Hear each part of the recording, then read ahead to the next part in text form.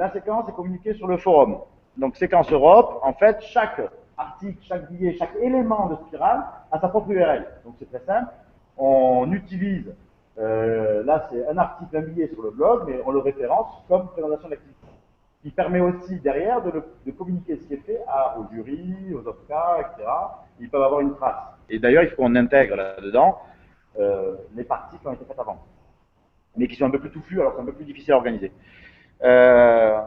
Donc là, il faut simplifier le travail des étudiants. Donc une introduction sur la séquence de formation, donc avec des objectifs et les activités à réaliser. Les activités, elles ont des échéances. Et puis des éléments complémentaires. Et les milliards de questions que peut avoir la classe auprès des profs. Donc là, je rentre par exemple sur... Alors, activité 1, c'était constituer un dossier Erasmus+. Hop, ça leur ouvre une page qui rassemble les différents éléments avec objectif de l'activité, le volume horaire estimé, c'est 10 heures, entre parenthèses, je ne sais pas pourquoi, mais voilà, les échéances, les consignes passées par le prof, et l'évaluation, c'est-à-dire le niveau, que les gens se fassent une idée de ce qui est attendu et quand est-ce que ça va être acceptable ou pas acceptable dans le niveau de production.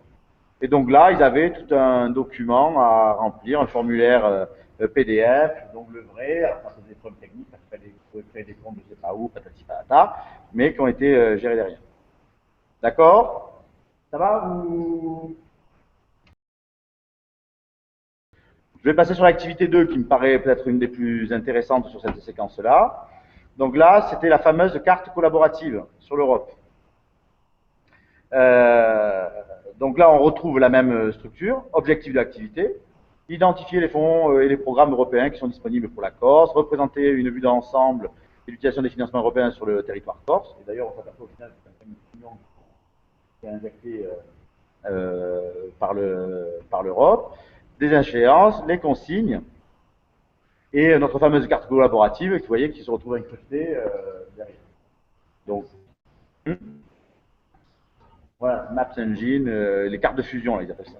Donc là, par exemple, si je clique, je sais pas, ça va être peut-être un mauvais exemple, mais je clique là-dessus, hop, ça m'ouvre tous les éléments saisis par les étudiants sur la carte.